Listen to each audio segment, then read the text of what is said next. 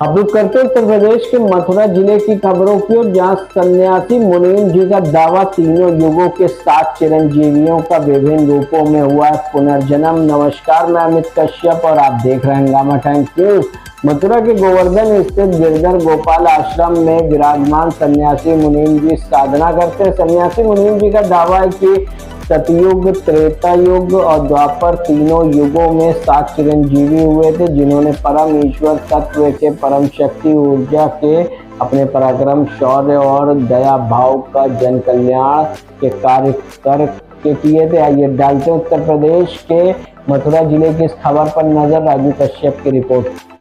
जी महाराज जी, आपका नाम क्या है और कहाँ निवास करते हैं, और क्या आपको प्रकाशन मिला है?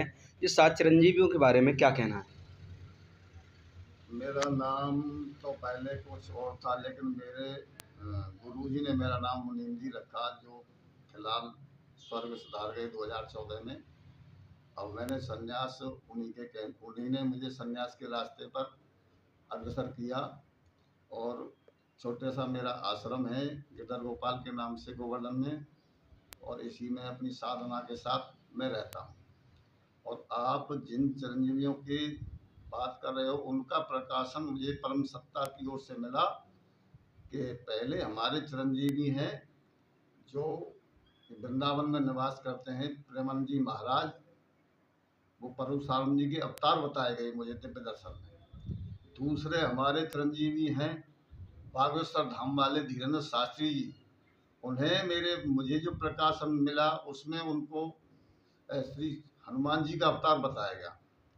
तीसरा प्रकाशन मुझे मिला जो गौरी गोपाल आश्रम के महंत हैं अनिरुद्धाचार्य महाराज जी, उनका प्रकाशन मिला कि वो वर्तमान में वो तीसरे जो चिरंजीवी हैं वो हैं कृपाचार्य जी का। चौथे जो चिरंजीवी हैं उनका हमें प्रकाशन मिला कि वो हैं मुकेश खन्ना जी, जो कि मुंबई में निवास करते हैं, सन्यासी हैं। उनका जो प्रकाशन मिला वो भीष्म पितामह के नाम से हमें दिव्य दर्शन हुए। और पांचवें जो चिरंजीवी हैं वो भी वृंदावन में ही निवास करते हैं, कैली कुंज आश्रम में, वीर महान। उनका हमें प्रकाशन मिला कि वो अश्वत्थामा